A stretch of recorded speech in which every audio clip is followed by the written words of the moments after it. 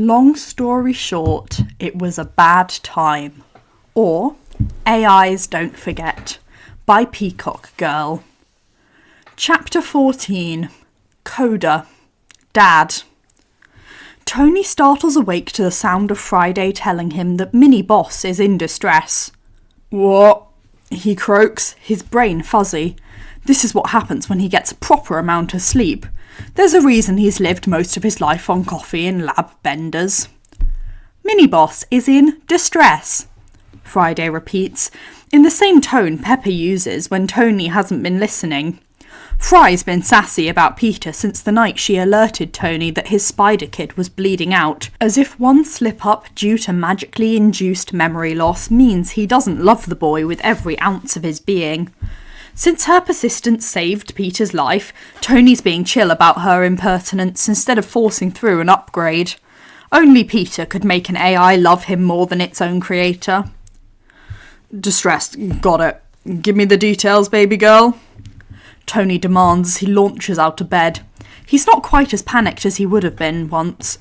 Distress has become an unfortunately familiar state. Mini-boss woke suddenly 15 minutes ago. His elevated breathing and heart rate indicated a nightmare. He asked that you not be alerted. However, his wishes were overridden by the Care Bear protocol after the stipulated time had elapsed. He has not gone back to sleep, and his vitals are consistent with emotional distress. Peter has been doing so much better lately. When Tony first rescued him from New York, he'd been little more than distress, the epitome of trauma wrapped up in the skin of the teenager Tony so loved. But therapy had helped. The day Peter confessed that he'd contemplated suicide had been a surprising turning point. Afterward, he'd started improving by the hour, joking around, laughing again. The funeral for May had been an unexpected leap forward. Tony had worried it was too soon, but Peter had handled it like a champ, and then he'd found the courage to reach out to his friends. It had all been a whirlwind since then. Peter had returned to Midtown 2 days later. Tony had worried about rushing that, but there wasn't much time to salvage Pete's senior year. Tony wanted to give him some of the milestones he'd never had, like prom and graduation. And as much as Tony didn't want to leave Peter out of his sight, he knew it was healthy for teenagers to spend time with people beyond their immediate family. Peter had returned to the penthouse after his first day back, drained and a bit dazed, scarfing down his takeout quietly and then passing out 10 minutes into the movie Tony put on. But on Tuesday he was practically his old self, joining Tony for hours in the lab before demolishing an entire pizza. Tony hadn't realised exactly how worried he'd been until the relief he felt at the return of his rambling, bubbly kid. As much as he'd told himself, over and over, that Peter would be okay, Tony finally believed it more often than not. But recovery was never a straight line. Thursday night nightmares seemed pretty par for the course. I'll take care of this, Tony said, striding down the hallway. That is why I woke you, boss. Tony rolls his eyes, then takes a deep breath as he reaches Peter's doorway, taking a moment to compose himself. Peter has nightmares a lot, but he almost always asks Friday not to alert anyone. After Tony had ignored that directive for the third time, Peter had gotten angry, leading to an emotionally charged argument at 1 a.m. that Tony never wanted to repeat. It had been Friday who suggested the Care Bear protocol. Now Peter has 15 minutes to compose himself after a nightmare, but if he's still worked up, Tony gets called. Tony thinks 15 minutes is far too long for his kid to suffer alone, but he knows Peter hates being a burden, and he's expressed embarrassment about how emotional he's been since his return. And most of the parenting books Tony read before Morgan arrived said compromise is important, so 15 minutes it is. He knocked softly on the door. Everything is louder for Pete when he's upset. Hey, buddy, can I come in? The immediate response he expects doesn't come. Tony stands flummoxed in the silence for a few long moments before he knocks again. Friday's a snitch, Peter grumbles, his voice faint but aggrieved. Tony takes that as permission to enter. He pushes the door open gently. Fry, lights at 10%. The sight that greets him makes Tony want to rewrite the Care Bear protocol so that Tony is summoned whenever Peter wakes, no questions asked. Because his kid is curled up on the edge of his bed as if he's trying to make himself disappear, and that's unacceptable. "Oh, Bambino, what's wrong?" Peter flinches at the nickname, bringing his knees even tighter into his chest. Tony flinches too, because, yes, maybe Peter is a little old for that nickname, but he'd seemed to like it before. "Go away." That hurts. Enough that Tony stops in his tracks. 7 or 8 years ago he would have listened, annoyed at being sent away, embarrassed to have come at all. But now he loves the kid far too much to give up so easily. "No can do, champ. Something's eating at you and I'm not leaving you alone with that. But if you don't want to talk, we can move this to the living room. Put on a movie." "What I want is to go back to sleep. I have a Spanish quiz tomorrow." "Forget school. You can take the day off." "No, I can't. There aren't that many days left. I need to be there. I want to be there. And I don't want to have to make up the stupid quiz." "Okay, you don't want to leave this bed? How about I get you something to drink? Warm milk? Hot chocolate?" Peter pulls a pillow over his face. "Don't want anything." Peter is so rarely a typical teenager, at least not around Tony. He's too polite, or maybe too starstruck for much moody brooding, although he and Tony have had plenty of fights over superhero stuff. But Tony has a 5-year-old now, so he's learned a lot about dealing with petulant kids. "Fine, scoot over." "Why?" Peter says from behind his pillow. "I'm gonna lay there." Peter huffs, but eventually shifts himself back on the bed. Tony slips under the covers and opens his arms. Peter, who has rolled over to face the wall, ignores him. Tony lets the extricating silence hang a while before saying, "All right, come here." "You told me to move." "Uh-huh, to make room for me. Do you really want to stay over there by your lonesome?" When Peter doesn't answer, Tony starts to worry. He's not sure where his next move should be if Peter really doesn't want him here. Whenever Peter wakes in distress, Tony thinks of his own childhood, where there was no one to comfort him when he had a nightmare. He'd made the mistake of seeking out his parents exactly once. The dressing down Howard had given him had been far worse than the actual nightmare. The whole time he'd wished that Mama would intervene, that she would hold her arms open for a hug and kiss him on top of the forehead and tell him not to listen to Father. He was just cranky at being woken up. But she'd stayed silent. She'd stayed silent more and more often after that, until she was practically a ghost of the loving mother who lived in his earliest memories. Despite Howard's cruel words, Tony had wanted someone to hold him and tell him everything was going to be all right. But maybe Peter doesn't want that. He's not exactly a kid anymore, even though Tony will never give up calling him one. But then the pillow is sailing to the floor and Peter rolls into Tony and wraps him in his enhanced grip so suddenly it presses the air from Tony's lungs. Tony reciprocates, one arm holding him in place and the other rubbing up and down his back. "There, that's better." Peter doesn't say anything. He's so still for so long that Tony thinks he's fallen back to sleep. He's contemplating attempting the same when he feels the wetness on his chest. Peter's face is pressed into his t-shirt above where his reactor used to be, crying silent tears. It's like Tony can feel the reactor again, shrapnel vibrating in his chest. None of the parenting books warned him that he would feel his kid's pain. But Peter and Morgan's agonies are worse than waterboarding. Morgan's lived a sheltered life. The only physical pain she's ever known is a broken arm when she fell out of her treehouse, and the tonsillitis episode that nearly undid Tony. But even her tiny emotional turmoils are hard to bear.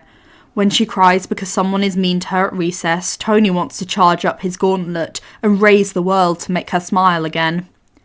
But Peter's intimately acquainted with pain. He's taken a lot of hits as Spider-Man, seeming to live by the fool notion that if his body heals fast, the pain doesn't matter. He is strong and brave and an absolute idiot, and it's one of the few things he and Tony fight about. Emotional pain doesn't roll off him quite so easily. The kid has withstood more loss than any child should. Tony's far less equipped to deal with that than a broken bone. For most of his life he tried to numb his emotions, bury his pain with drugs and sex and alcohol, and when that failed, heroics. Genius and innovation and a suit of armour around the world. And his heart. That had gone so much more spectacularly wrong than all the partying. He can't just ignore Peter's pain. He won't. It's essential that he finds a solution. Tony threads his fingers through Peter's curls, marvelling at how soft they feel under the synthetic skin Peter had added to his prosthesis just a few hours ago. Beyond the second-hand pain and the mounting panic, Tony is overwhelmed by how much he loves this kid, this brilliant miracle maker. Can't fix anything if you don't tell me what's wrong, Ruse. When Peter doesn't answer right away, Tony begins to worry that he won't. When Peter finally mumbles, "You can't fix this," into his chest, Tony wishes he hadn't said anything. Because his kid, the glorious prodigy who'd been doing so much better and spent 10 minutes at dinner cackling at Tony's concern that his real hand and his artificial hand wouldn't tan equally, and this might keep him out of the running for the future sexiest man alive, sounds broken, hopeless. And that isn't acceptable at all. What if Peter's been laying here in the dark thinking about ending it all? Peter's admission that he'd been suicidal was more terrifying than the looming threat of Thanos, and that had scared Tony shitless. He's glad Pete trusted him enough to tell him, but the very thought that Peter, selfless, big-hearted, give until he breaks Peter, was so low that he thought about killing himself, in several different ways. Threatens to tear Tony apart whenever he lets himself think about it. He knows he probably shouldn't have told Peter that he couldn't handle it if Peter took his own life, but it's absolutely true. Tony would not be able to live with that. And guilt is the only way he knows to get through to the kid, who has always put everyone else's needs before his own. But Tony doesn't want to assume that's the problem here, and he doesn't want Peter to know that he's always worried now. Doesn't want to remind Peter about those awful thoughts if that's not what he's thinking. Were those thoughts that easy to summon when Tony himself felt that way? It hurts too much to think of those times. All the drugs have blurred most of his memories anyway. All he knows is he doesn't want his complexes to become Peter's complexes. His mental health has always been a landmine. He doesn't want to be what makes Peter explode. Saying nothing feels like a cop-out though. What if Peter's waiting for Tony to remind him that it's all right, that he loves him anyway, that he'll always love him? Because Jesus, he will. There's no possible worst-case scenario where he doesn't adore this kid. He's not qualified to make these decisions in the middle of the night. He's not sure he's really qualified to make them at all. "I'm too old for this," Peter whispers, voice thick and hoarse with all those tears he tried to swallow. "For what?" Tony whispers back, so glad the kid is finally talking. "Crawling into my parents' bed when I have a nightmare." "Technically I crawled into your bed, if that makes it better." "No," Peter huffs. "That makes it weirder." "That's fair. Probably. Whatever." "Who said you're too old?" "I don't know. Society?" Also Howard Stark and anyone he'd Dean associate with. Screw 'em. "I think your scary Minnie Potts would say that's bullshit." Peter groans. "She heard you call her that, you know." "I meant it as the highest of compliments." "MJ doesn't like nicknames." "But she likes you." "Yeah." Peter doesn't say it like a kid in love. He says it like a man who's just been condemned, as if Michelle's regard physically pains him. Tony had been hoping he'd be able to goad the kid a little about his crush that is clearly more than a crush, to keep him talking. But that seems like the wrong tactic. Honesty it is then. "Look, we're not going to sell photos of us like this to the Bugle, but it's fine. You're never going to be so old that I don't want to be there for you if you're sad, or going through something, or just don't want to be alone." Peter lets that settle between them. It's uncomfortable in the way most honest things are, but Tony stands by every word. Peter pulls away enough to look up at Tony. Even in the dim light, Tony can see his red eyes, the trenches of tears carved into his cheeks. He wants to wipe those tears away like he would with Morgan, but maybe that's too much. "A couple of years ago this would have totally freaked you out, me clinging on to you like this." "Yeah, well..." That part of him is still there, whispering that he ought to leave Peter alone and go to bed. It's been painstaking work, learning to ignore any voice that sounds like Howard. If he gives in, then Peter suffers alone. So Tony does the opposite. He tells him the truth. For most of my life, Rhodey was the only person who bothered getting close to me that didn't want something in return. I learned to keep people at a distance. Colonel Rhodes was the only one. Peter sounds so heartbroken, and Tony hadn't meant to turn this into a pity party. He tries to lighten his tone to find the joke in it all. Well, Pepper too, eventually. What about your mom? Tony's breath hitches inadvertently. That's a more painful wound than Howard, because it's never quite scabbed over. But he finds that he can discuss this with Peter, who'd lost 2 moms before Tony had lost 1. My father had strong opinions on how children should be raised. Seen and not heard, made of iron bullshit. The older I got, the less willing my mother was to oppose him. She was part of the problem long before she died. I'm sorry. Tony reaches up to smooth Peter's messy curls. He thinks it soothes him more than the kid. Hey, no, that's not the point here, kiddo. He's not sure what the point is. Why they're talking about this at 3 a.m. when what he really needs to know is why Peter was crying. Why he's so adamant not to tell. Maybe if Tony bares his soul a little, Peter will reciprocate. Sometimes there's something healing in the telling as much as it hurts. Thank you, therapy. At least this isn't costing him several $100 an hour. There wasn't anyone else? God, he must think you're pathetic. But Tony doesn't listen to Howard anymore. Peter's hair is so soft under his fingertips. His erratic breathing is a goddamned miracle. I guess there was Anna, Jarvis's wife. Jarvis was very British, stiff upper lip and all that. I knew he cared, but he wasn't very demonstrative. But Anna was the opposite. I used to spend a lot of time in their quarters. Anna was always hugging me, kissing me on the forehead. We used to curl up on the couch together and watch Saturday morning cartoons. He'd forgotten that, actually. It's been a long time since he thought of that kindly woman. When I was 6, I told my mother I wished Jarvis and Anna were my parents. I wasn't allowed to stay with them after that. I still saw Jarvis when he was helping Howard, but rarely Anna.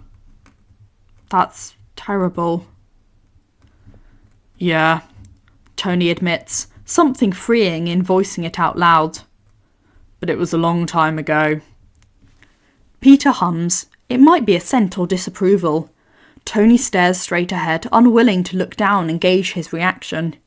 Peter holds him a little tighter, pressing his ear against Tony's flailing heart. What changed? Morgan. That answer is easy. After she was born, I was determined not to pass on any of my complexes. I needed to be better, for her. But there's this thing about babies. She just trusted me before I'd even done anything to earn that. She was a little cuddle bug and she just wanted to be close to me. And I didn't mind. I loved it, actually. It got me thinking that my favourite spider was probably a cuddle bug too. Turns out I was right. He skitters his fingers up Peter's side, and Peter presses into him harder to try half-heartedly to get away. Spiders aren't bugs, Peter protests, as if that's the most shocking bit of this Lifetime movie revelation. I'm sorry, Darwin. I suspected you'd be a cuddler arachnid. Better, Peter pronounces. His fingers twist in Tony's t-shirt. May and Ben hugged me a lot, he whispers, quiet like a confession, but Tony didn't need to be a genius to intuit that, especially when I first came to live with them. I think they were trying to calm me down. I was such a mess because my parents were gone. Pete's tiny voice shatters Tony's heart. Everything about his tone and his conclusion, wrong, wrong, wrong. I think they loved you a lot, Tony counters. He wishes he knew how to make Peter believe that. All he can do is hold him a little tighter. It's impossible not to, with your Bambi eyes and your enormous heart. Your pain probably made them crazy. That's why they couldn't keep their hands off you. I understand the feeling. Peter huffs, a tiny sound of disapproval. Hey. Tony croons, raising a hand to cradle his kid's face, his thumb brushing away the tears with as much tenderness as he can manage. You know I wouldn't say all this soppy shit if it wasn't true. This huff sounds a bit more like a laugh, and Tony counts it as a win. He allows himself a few moments to map the contours of this treasured face, rounder now than they'd been when Pete first came back to him. His quirky left eyebrow that doesn't quite match his right, the dimples that haunted Tony for years from the photo beside the sink. There's another reason I don't mind this. The words fall from his lips on their own accord, penance for this absolution that he didn't deserve. You died in my arms, kid. You fucking crumbled in my fingers. That messed me up for a long time. Now whenever I get to hold you and you stay solid, that memory loses a bit of its power. You're doing me a favour letting me get all clingy. He should expect the shame that comes from that admission, but when Peter uses his super strength to pull away, Tony's shocked at how much it hurts. Okay, Tony stutters. I guess that was weird. What's weirder still is how Peter scuttles away until his back hits the headboard, as far away from Tony as he can get without falling off the bed. Is it really that repulsive that Tony wants to hold on to him? He thought Peter knew that Tony told him enough times since breaking through the spell that this should just be repetition. Of course he's repulsed, you pansy boy. No self-respecting man wants his father's hands all over him. Or did you think Peter was like you? Tony could really use some scotch right about now, or at least a mint to counter the bile rising in his throat. He needs to fucking fix this. You died! Pete's been speaking in whispers tonight, but this is a shout, ripping the quiet apart with something vulgar. In my dream, it stuck this time, no coming back, and I don't think I can keep going without you, and it's gonna be my fault. Pete's whole body shakes with the admission. He brings his knees up to his chest and wraps his arms around them, like he's trying to make himself small again. I can't live with that, can't do that to Morgan and Pepper, so I think after graduation, I should get an apartment in Cambridge, and I should just stay there forever, even during breaks and stuff. Boston has crime, right? I'll be useful, and you'll be safe. Peter. Tony slides towards him, but Peter throws out an arm. Stay back! The kid is full out trembling. Tony's heart is shaking too. It's so cracked he's afraid it just might shatter. Okay. Tony holds his hands up in surrender, trying to appear calm. I'll stay right here, but I need you to run this by me again, because I'm not following. If you can't live without me, then why do you want to run off to Cambridge and never come back? I don't want to. I have to. It's the only way you'll be safe. I'm still not following. That was just a nightmare. I'm fine. You won't be. Peter says it with such finality, like it's a natural law, that Tony gets chills. And why is that? Because I kill everyone I love. Suddenly Tony is feeling Peter's pain again, and it hurts so fucking much. Don't say that. But it's true. Parker Luck, first my parents, then Ben, then May. It's heartbreaking, the amount of losses one pure soul has been made to carry. It amazes Tony every day at how strong Peter is despite that. How he's turned that loss into heroics, when Tony just spiralled into self-destruction, oblivious to who he took down with him. You didn't kill them, bud. They died, but it wasn't your fault. It was. Maybe not my parents. I don't remember why they got on that plane. But Ben was my fault. We got into an argument and I said awful things. He went to that convenience store to buy me my favourite snack as an apology, even though I was the one out of line. I felt so bad I chased after him. My Peter Tingle was going crazy. I had my powers. I could have stopped the guy who shot him. Peter never talked about Ben, though Tony knew the basics from the police report he'd read during his background research on Parker Peter, teenage YouTube vigilante. He'd known the kid had seen his uncle bleed out. He hadn't known why. He wants so badly to squeeze the kid's shoulder, to pull him into his chest, press a kiss to the top of his head, rock him back and forth to distract him from the pain. But when he tries to slide forward, Peter flinches, pressing himself against the headboard with a whimper. Tony knows what it feels like for his heart to give out. He thinks he could die right here, but that would destroy Peter when he needs to find a way to put him back together. Okay. I'll stay here. Just listen, okay? It's not your job to jump in front of bullets, powers or not. Ben died because I was being bratty and selfish, and May died because she wanted me to be better than I am. That can't be true. I made the mistake to trust Beck. Then I made it worse by going to Doctor Strange. May wanted me to help all those villains, but they wouldn't have been there if I hadn't been so stupid and selfish. Then the Goblin came after me, and she was just in the way. Tony wishes for one awful second that he'd ignored Friday or listened when Peter tried to send him away. He's not equipped to talk Peter off this ledge. How is he supposed to convince Peter there's any justice in this world when for so long Tony's believed there wasn't?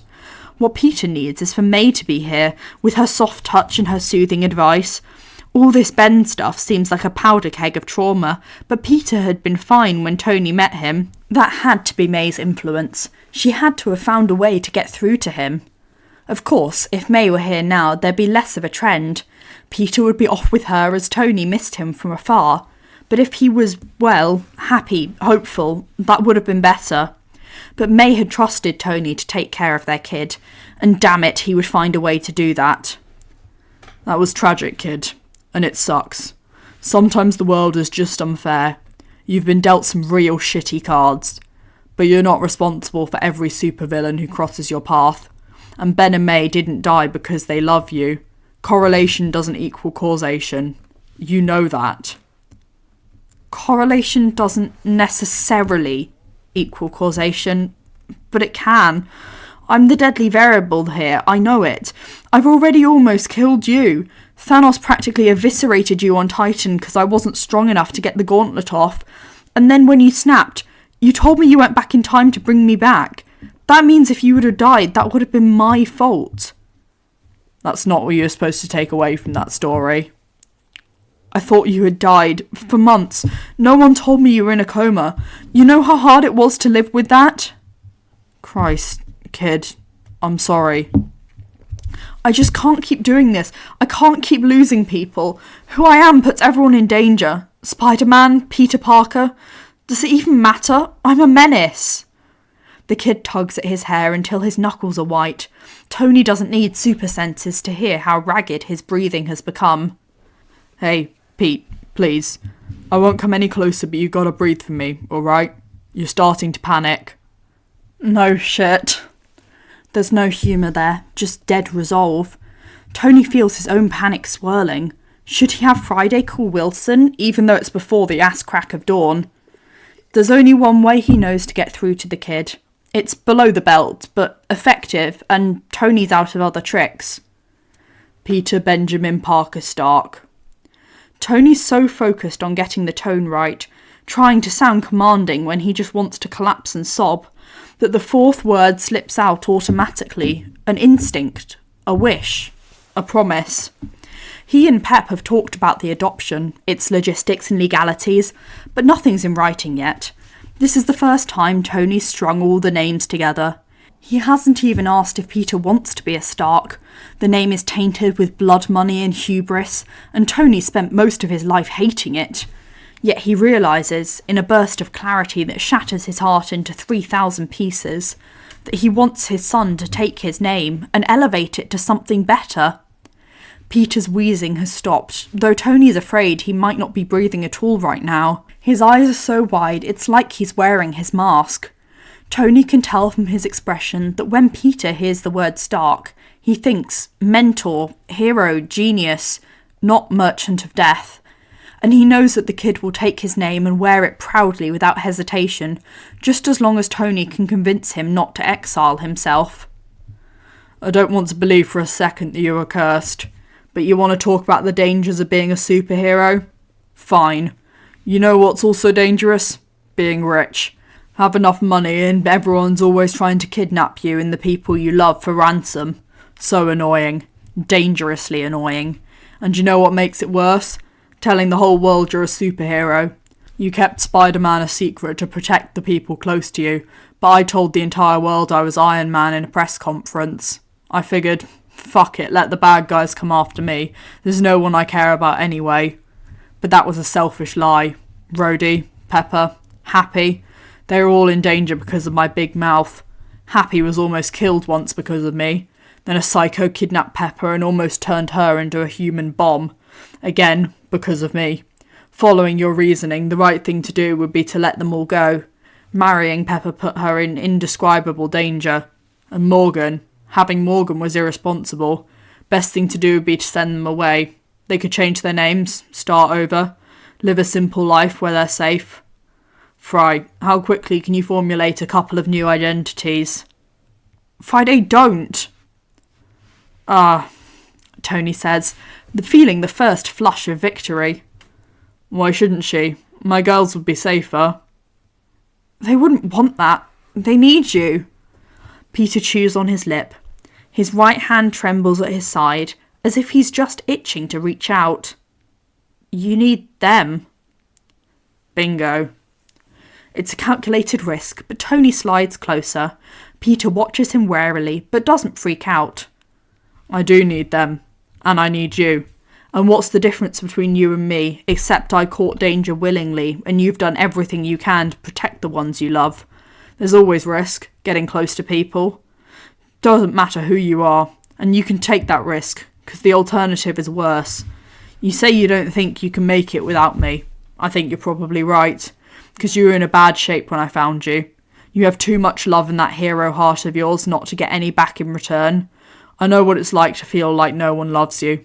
And you know where that got me? A drug problem, a death wish, a ton of meaningless sex, and a reputation as the world's richest fuck-up.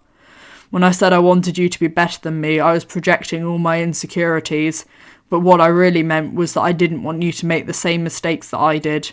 And walking away from everyone who loves you now is the biggest mistake you could make right now.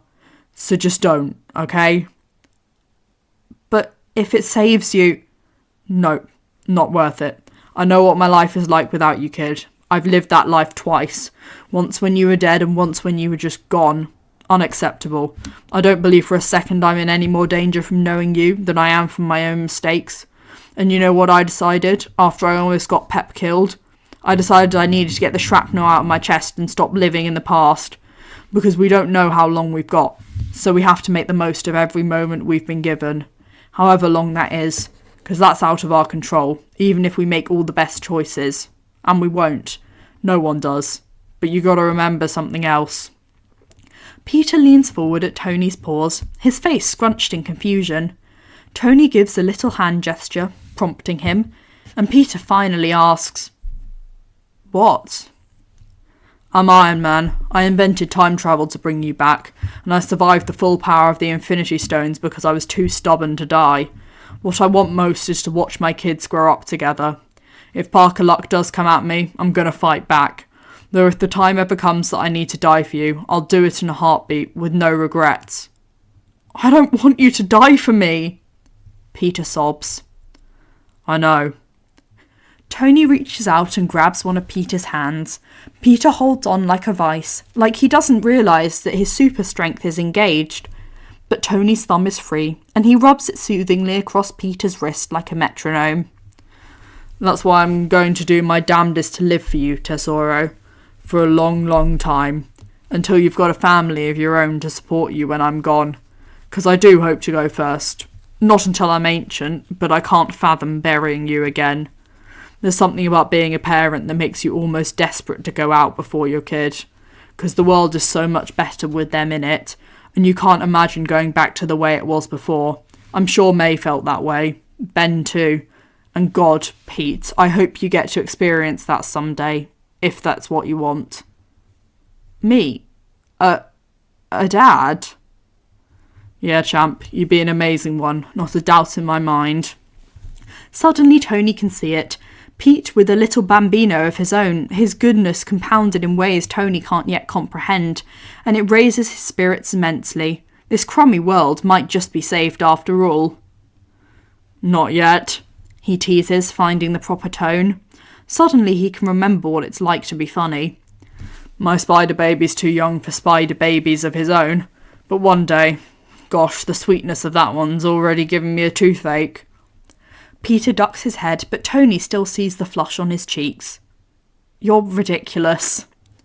There's my boy. Can we stop punishing ourselves for things that haven't even happened? I'm not going to leave you, and I'm certainly not going to let you leave me. Tony can almost see the wheels turning in Peter's head. His free hand is tangled in the sheets, the other clammy and trembling in Tony's grasp. He's far too young to be contemplating fate and mortality, to feel like he must carry the survival of everyone he loves on his shoulders. Tony wonders if he's thinking about the moment Grindelwald told him what he had to do to protect the multiverse. If Peter feels like he's facing the same decision all over again, to save his world at the cost of everything he holds dear, Tony won't let him make that sacrifice a second time. Whatever comes our way, we'll face it together, yeah? Like one of those superhero team-ups you used to yammer on about. Peter Parker and Tony Stark, the best team there's ever been. Peter's face scrunches together. Tony can only stare, pray to a non-existent deity that he's finally broken through. The kid tilts his head. What about Tony and Peter Stark? And Tony didn't know he could go from low to high so damned fast, like a hit of the good stuff straight to his veins. Yeah, bud, absolutely, if that's what you want. But could you just come here? Your old man needs a hug. Then Peter's scuttling forward, and finally, Tony has his arms filled with his favourite young adult once again. I'm sorry, Peter sobs into his shoulder. Hey, now, none of that, Tony coos, one hand cupping the back of Peter's head, the other arm a band across his lower back, holding him exactly where he's supposed to be. I gotcha. I'm okay. You're okay. We're okay. I know all about your sacrificial bullshit. No need to self-flagellate. But let's not have this conversation again anytime soon, okay? Okay. The kid shakes and eventually stills, his tension slowly melting away as he sinks into the embrace. Tony feels his own adrenaline fade. Thinks he could spend the rest of his life like this, with the kid in his arms. He'd need his girls to join them eventually, but there's really no other need to leave this room. Had Pete really been so upset at the prospect of losing Tony? It's inconceivable that he could care so much. Peter nestles closer, like the adorable baby creature that he is. Thanks, Dad, he whispers. I'm glad Friday's a snitch. Suddenly, Tony's wide awake again, waiting for the punchline. But Peter doesn't seem to be joking this time. Are you okay? Peter asks, pulling away enough to blink up at him with those hypnotic cartoon deer eyes. Your heart's going all crazy. Tony knows it. He can feel it, like it takes up too much space in his chest. Those are just acrobatics. Terrifying to anyone watching, but totally safe. Totally. You're rambling. Am I? You know you can call me anything you want. Peter leans back and fixes Tony with a look. You have literally spent our entire relationship reminding me of what you want me to call you. Yeah, but this, you don't have to, if you don't want. Tony can't fathom why he's trying to talk Pete out of this, when he's literally been waiting for years for the kid to acknowledge his somewhat out-of-the-blue parental claim. These past few weeks, as they've gotten closer and closer, and Tony's actually gotten the chance to be Pete's father, Tony started dreaming of this moment. It's never gone anything like this. But this can't be about Tony's ego or what he wants. And it can't be about the guilt he used to derail Peter's little crusade to spare everyone else at his own expense. This has to be Peter's call, and Peter's judgment can't be clouded by Tony's desperate need for validation. Peter rolls his eyes, and the tension between them breaks. And if I want to call you Dad? Tony grins, feeling the joy in every one of his cells. Maybe tonight wasn't such a shit show after all. Being your father is one of the greatest honours I've ever received. Of course I'd like frequent reminders. Then Peter's grinning back, a grin from before, the smile that made its appearance during lab discoveries and rambling monologues about successful patrols or the latest Star Wars buzz. A grin that Tony loves and hasn't seen in far too long. Soon they are just two idiots, giggling in the darkness. Like father, like son.